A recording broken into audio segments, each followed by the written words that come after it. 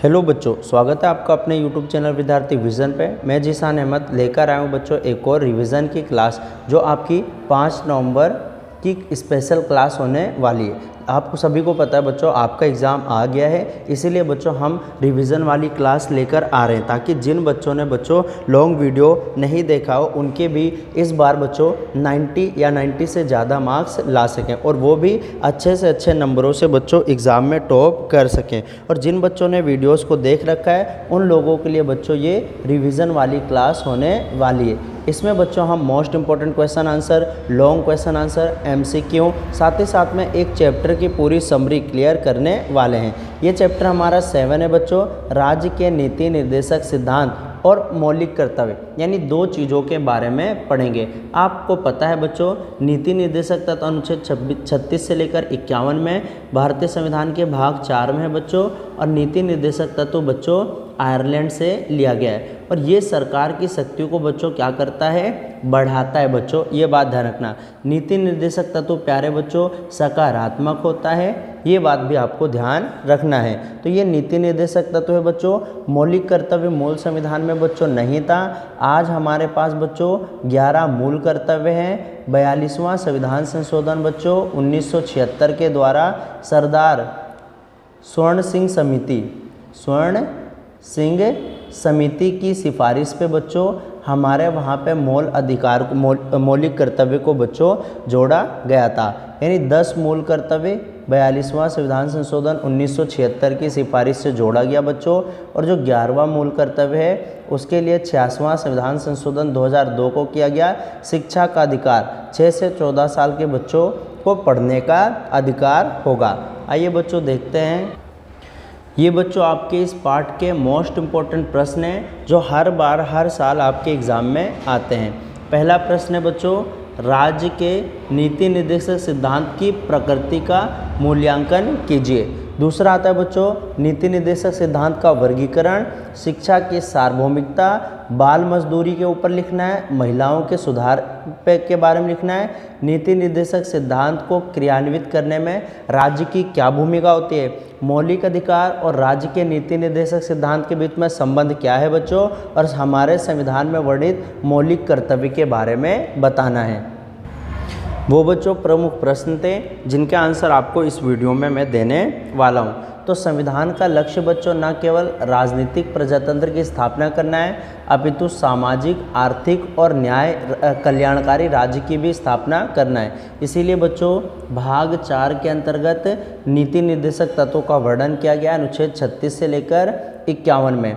और हमारे वहाँ बच्चों 42वें संविधान संशोधन 1976 के द्वारा 51A जोड़ा गया था जिसमें बच्चों 11 मूल कर्तव्य के बारे में लिखा हुआ है। इस पाठ को पढ़ने के बाद हम नीति निर्देशक सिद्धांत के बारे में जानेंगे। नीति निर्देशक सिद्धांत बच्चों 4 प्रकार के होते हैं। एक आर्थिक, सामाजिक, गांधीवादी और अंतर्राष्ट्रीय शांति और सुरक्षा और विविध सिद्धांत होते हैं बच्चों, ये बात ध्यान रखना। तो नीति निर्देशक सिद्धांत को कितने प्रकार में बांटा गया बच्चों, 4। आर्थिक और सामाजिक एक हो गया बच्चों, उसके बाद गांधीवादी, तीसरा आता है अंतर्राष्ट्रीय शांति और सुरक्षा, चौथा आता है बच्चों विविध प्रावधान। उसके बाद पढ़ेंगे शिक्षा की सार्वभौमिकता को प्रोत्साहन देने के लिए क्या क्या, बाल मजदूरी का उन्मूलन करना और स्त्रियों की दशा को सुधारने में नीति निर्देशक तत्वों की भूमिका क्या क्या है। सबसे पहले जानेंगे बच्चों, और एक महत्वपूर्ण प्रश्न आपके एग्जाम में आता है बच्चों कि मौलिक अधिकार और राज्य के नीति निर्देशक तत्वों के बीच में क्या अंतर है, यानी इन दोनों के बीच में अंतर के बारे में बताइए। अगला है बच्चों आपका राज्य के नीति निर्देशक तत्वों के सिद्धांत का अर्थ क्या होता है। तो राज्य के नीति निर्देशक सिद्धांत बच्चों केंद्र और राज्य सरकार को दिए गए ऐसे निर्देश होते हैं, यद्यपि ये सिद्धांत बच्चों न्याय योग्य नहीं है। यानी अगर सरकार आपको नीति निर्देशक तत्व नहीं देती है तो आप न्यायालय नहीं जा सकते हैं। ये देश के प्रशासन में बच्चों मूल भूमिका निभाते हैं। और राज्य के नीति निर्देशक सिद्धांत का विचार आयरलैंड से लिया गया बच्चों, और ये आर्थिक न्याय की स्थापना करता है बच्चों, और कुछ ही लोगों में धन के संचय को रोकता है। भावी सरकार को बच्चों इस बात का ध्यान देना चाहिए कि नीति निर्देशक तत्वों को आगे बढ़ते बढ़ते समाहित करना चाहिए।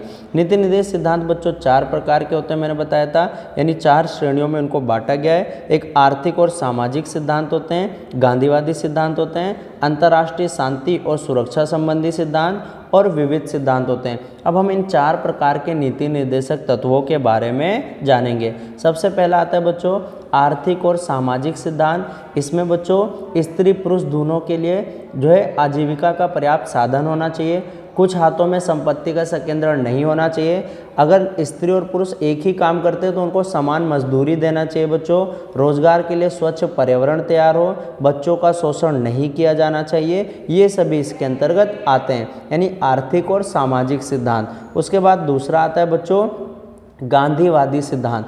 गांधीवादी सिद्धांत कुछ कहता है कि गांव में पंचायत का गठन होना चाहिए, गांवों में कुटीर उद्योग को बढ़ावा यानी छोटे छोटे उद्योगों को बढ़ावा देना चाहिए, जो नशीले पदार्थ शराब इन सभी पे प्रतिबंध लगा देना चाहिए क्योंकि ये स्वास्थ्य के लिए बच्चों हानिकारक होते हैं। तीसरे प्रकार का नीति निर्देशक तत्व है बच्चों विविध नीति निर्देशक सिद्धांत। ये कहता है अंतर्राष्ट्रीय शांति और सुरक्षा को बढ़ावा दो और राष्ट्रों के बीच में बच्चों सम्मानजनक संबंध रखो, अंतर्राष्ट्रीय कानून और संधि को क्या करो सम्मान करो और समझौते करते रहो ताकि अंतर्राष्ट्रीय स्तर पे भी शांति को बढ़ावा दिया जा सके। चौथे प्रकार का नीति निर्देशक सिद्धांत आता है बच्चों विविध प्रकार के नीति निर्देशक सिद्धांत, जिसमें सभी भारतीयों के लिए समान आचार संहिता होना चाहिए। ऐतिहासिक इमारत जैसे लाल किला, कुतुब मीनार, ये सब इनका संरक्षण किया जाना चाहिए बच्चों। पर्यावरण प्रदूषण को रोकना चाहिए, ये भी नीति निर्देशक सिद्धांत के अंतर्गत आते हैं। उसके बाद आता है बच्चों कि नीति निर्देशक सिद्धांत में शिक्षा की सार्वभौमिकता, बाल मजदूर और महिलाओं का स्तर, इन 3 चीज़ों के बारे में आपसे शॉर्ट नोट्स में पूछ सकता है बच्चों।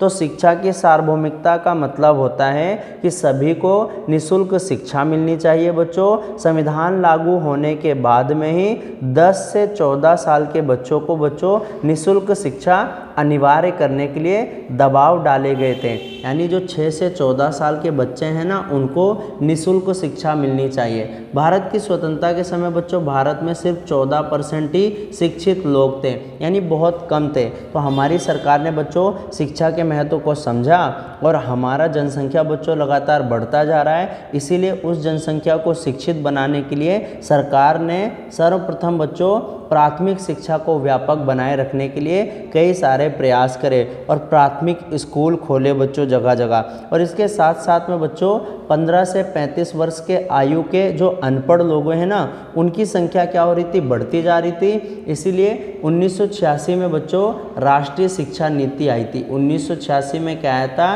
राष्ट्रीय शिक्षा नीति 1986। प्राथमिक शिक्षा स्कूल खोले बच्चों और जो लोग बच्चों पढ़ नहीं सकते थे राष्ट्रीय साक्षरता योजना से उनको जोड़ा गया। जैसे ऑपरेशन ब्लैक बोर्ड आया था, है ना, रात्रि पाठशाला, यानी उन लोगों के लिए जो काम करते थे उनके लिए रात में पाठशालाएं खोली गई बच्चों। और एक महत्वपूर्ण कदम बच्चों NIOS, जिस NIOS बोर्ड में आप पढ़ते हो, इस NIOS की शुरुआत हुई, यानी राष्ट्रीय मुक्त विद्यालय शिक्षा संस्थान, और कई सारे मुक्त विद्यालय शैक्षिक संस्थान खोले गए थे ताकि वे लोग बच्चों जो काम करते हैं, मजदूरी करते हैं, वो लोग भी क्या करें, शिक्षित हो सकें बच्चों। साथ ही साथ में बच्चों भारत सरकार ने एक और महत्वपूर्ण कदम उठाया था, 86वां संविधान संशोधन, जो कि 2002 में किया था। और इसके तहत बच्चों 6 से 14 साल के बच्चों को निःशुल्क और अनिवार्य शिक्षा दिया गया था। और साथ ही साथ में एक मौलिक अधिकार में अनुच्छेद 21A जोड़ा गया था, शिक्षा का अधिकार, सभी लोगों को निःशुल्क शिक्षा मिलेगी। अगला टॉपिक आता है बच्चों आपका बाल मजदूर। तो बच्चों का शोषण हो रहा है बच्चों, जैसा कि आप जानते हैं हमारे पास एक मौलिक अधिकार था बच्चों अनुच्छेद 23 में और 24 में, शोषण के विरुद्ध अधिकार। अनुच्छेद 23 कहता है बच्चों बंधुआ मजदूरी पे रोक और 24 कहता है बाल श्रम पे रोक। 6 से 14 साल के बच्चों से हम काम नहीं करा सकते, लेकिन फिर भी बच्चों ज़्यादातर जो माता पिता हैं बाल मजदूरी को समाप्त करने की दिशा में उनका दृष्टिकोण ठीक नहीं है। वे अपने बच्चों को थोड़े बहुत पैसे कमाने के लिए बच्चों आय प्राप्त करने के लिए बाहर भेजना चाहते हैं। इच्छा शक्ति की कमी है कि उनके बच्चे पढ़े बच्चों। साथ ही साथ में ऐसा लोग जानबूझकर नहीं करते, गरीबी के कारण मजबूरी में करते हैं। डॉक्टर अब्दुल कलाम कि भारत 2020 का स्वप्न तभी सार्थक हो सकता है जब देश के भविष्य के बच्चे सुरक्षित और शोषण मुक्त हों और बच्चों को अपने बचपन के आनंद और शिक्षा के अधिकार से वंचित नहीं किया जाए। जब भी वो बच्चे पढ़ने जाएंगे और इसके लिए सरकार बच्चों लगातार प्रयासरत है। महिलाओं की स्थिति भी बच्चों कुछ सम्मानजनक नहीं थी बच्चों। भारतीय समाज पुरुष प्रधान है, जहां पुरुष परिवार का मुखिया होता है। कठोर सामाजिक प्रथाएं बच्चों महिलाओं के ऊपर थोप दी गई थी, जैसे पर्दा प्रथा, दहेज के कारण महिलाओं को काफ़ी हद तक इसका मुआवजा भुगतना पड़ता था। 2001 की जनगणना के अनुसार बच्चों महिला की संख्या 49,57,00,000 है, यानी जो कि हमारी कुल जनसंख्या का 48.3% यानी आधी है बच्चों। लेकिन फिर भी हमारे संविधान में महिलाओं की स्थिति के उत्थान और शिक्षा के लिए मौलिक अधिकार तथा राज्य के नीति निर्देशक तत्वों में बल दिया गया है, ताकि महिलाओं को भी आगे बढ़ाया जा सके। उनके साथ बच्चों जो शोषण होता है, जो भेदभाव होता है, उसको ख़त्म किया जाए और पुरानी कुरीतियों को बच्चों बदला जाए। मौलिक कर्तव्य भी बच्चों भारत के हर नागरिक को महिलाओं के सम्मान के खिलाफ कुछ भी करने से रोकता है। पारिवारिक संपत्ति में उनको हिस्सा देने का उपाय किया गया है। दहेज प्रथा पर रोक लगाया गया बच्चों। सती प्रथा, जो कुप्रथाएं थी, उन सबको खत्म कर दिया गया है। भ्रूण हत्या पे रोक लगा दिया बच्चों। कन्यावध पे भी रोक लगा दिया गया है। महिला सशक्तिकरण के लिए बच्चों 1992 में संविधान का 73वां और 74वां संविधान संशोधन हुआ था, जिसमें 1/3 सीट बच्चों स्थानीय शासन में महिलाओं के लिए भी आरक्षित कर दिए हैं। तो ये भारत सरकार बच्चों महिलाओं के उत्थान के लिए कुछ कार्य कर रही है। नीति निर्देशक सिद्धांत की बच्चों आलोचना भी की जाती है कि नीति निर्देशक सिद्धांत को कई सारे लोग नव वर्ष की शुभकामनाओं से बेहतर नहीं मानते हैं। माना जाता है कि ये निर्देश बच्चों सिर्फ शुभकामनाएं हैं, जिनके पीछे कोई कानूनी मान्यता नहीं है। सरकार इन्हें लागू करने के लिए बच्चों बाध्य नहीं है। साथ ही साथ में हम इनको लागू कराने के लिए न्यायालय भी नहीं जा सकते हैं। इनकी अपनी उपयोगिता और महत्व है बच्चों। नीति निर्देशक सिद्धांत ध्रुव तारा की तरह जो हमें दिशा दिखलाता है, यानी इनका मूल उद्देश्य है सीमित संसाधन होने के बावजूद भी लोगों के बीच में सामाजिक आर्थिक न्याय की स्थापना करना। कई सारे मौलिक कर्तव्य हैं बच्चों जिनको लागू किया है। भूमि सुधार लागू किए गए हैं बच्चों। औद्योगिकरण हुआ है तो हरित क्रांति, कृषि उत्पाद में बढ़ोतरी हुई है। महिलाओं के कल्याण किया गया है बच्चों, है ना। प्रीवी पर्स का उन्मूलन कर दिया गया है। जीवन बीमा, तो ये स्त्री पुरुष के लिए समान कार्य के लिए समान वेतन। छुआछूत का अंत बच्चों। 73वां और 74वां संविधान संशोधन लागू किया है, जिसमें महिलाओं को 1/3 सीटें आरक्षित दिया गया है। तो हम ऐसे नहीं कह सकते बच्चों कि मौलिक अधिकार सिर्फ आलोचनात्मक तरीके से हैं, बल्कि ये नीति निर्देशक तत्व हमारे संविधान में बच्चों इनकी अपनी एक विशेष जगह है और इन्हें समय आने पे लागू भी किया जाता है।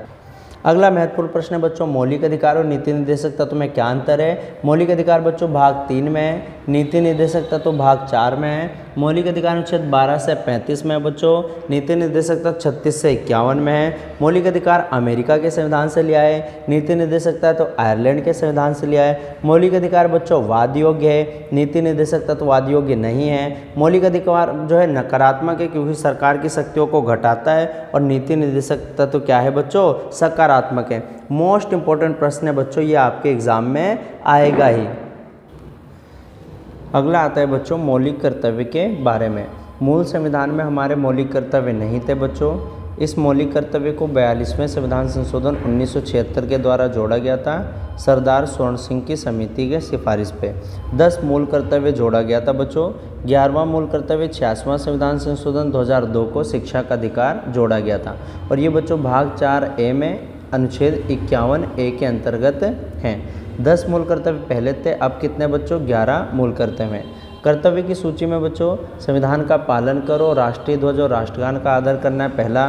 दूसरा, स्वतंत्रता आंदोलन को प्रोत्साहन करना है। भारत की एकता और अखंडता को बनाए रखना है। जब भी आवश्यकता पड़े तो देश की रक्षा करनी है। सभी वर्ग के लोगों में भ्रातृत्व और समरसता की भावना करना। गौरवशाली परंपरा और संस्कृति को बचाए रखना। प्राकृतिक पर्यावरण, वन, नदी, झील, है ना, इन सब का संरक्षण करना। और 11वां मूल कर्तव्य बच्चों जो बाद में जुड़ा था, 6 से 14 वर्ष की आयु के बच्चों को माता पिता की यह कार्य है बच्चों कि वो उनको निःशुल्क शिक्षा प्रदान करें, यानी अपने बच्चों को पढ़ने के लिए विद्यालय भेजें। मौलिक कर्तव्य की प्रकृति में बच्चों हमारे संविधान में जो मौलिक कर्तव्य हैं वो केवल आदर्शों की ओर संकेत करते हैं, यानी वास्तविक तो जान नहीं पड़ते बच्चों। इन कर्तव्यों की आलोचना इस प्रकार किया जाता है क्योंकि ये न्याय योग्य नहीं, इनके लिए हम न्यायालय नहीं जा सकते हैं, जिसका परिणाम ये होता है कि बच्चों की कर्तव्य संविधान के ऊपर बोझ बनकर रह गए हैं और कोई इनको मानता ही नहीं है ना। साधारण मनुष्य की समझ से भी बच्चों बाहर है, जैसे कई सारे वर्ड्स इसमें अपने आप में अस्पष्ट है, समझ से बाहर है। मौलिक कर्तव्य की सूची जो है अस्पष्ट आदर्शों को सम्मिलित करने का कोई लाभ नहीं है बच्चों। अच्छा तो ये होता कि इन कर्तव्यों को संविधान में सम्मिलित किया जाता ताकि उनको आसानी से पालना करा जा सकता था। 1976 में बच्चों एक न्याय शास्त्री ने यह कहा था कि शायद इन कर्तव्यों का पालन कभी भी नहीं किया जाएगा, ये सब एक पवित्र घोषणा पत्र ही रहेगा। ये सत्य है कि बच्चों की कर्तव्य न्याय योग्य नहीं है जैसे नीति निर्देशक सिद्धांत है, फिर भी न्यायालय ने इन पर बहुत ज़्यादा ध्यान दिया है। और इसके पीछे प्रमुख उदाहरण ये है बच्चों कि पर्यावरण को प्रदूषित करने वाले उद्योग को न्यायालय ने शहर से बाहर भेज दिया है। यमुना के पानी के प्रदूषण को मुक्त रखने के लिए कई सारे उपाय किए जा रहे हैं और बूचड़ खाने जो होते हैं उनको आबादी के इलाकों से दूर ले जाया जा रहा है ना। इसी प्रकार स्त्रियों की प्रतिष्ठा को बनाए रखने के संबंध में हर नागरिक का कर्तव्य है। तो इसलिए मौलिक कर्तव्य और नीति निर्देशकता तो दोनों ही हमारे लिए ज़रूरी हैं। उम्मीद करता हूँ वीडियो समझ में आई होगी। मिलेंगे नेक्स्ट वीडियो में, तब तक के लिए जय हिंद बच्चों।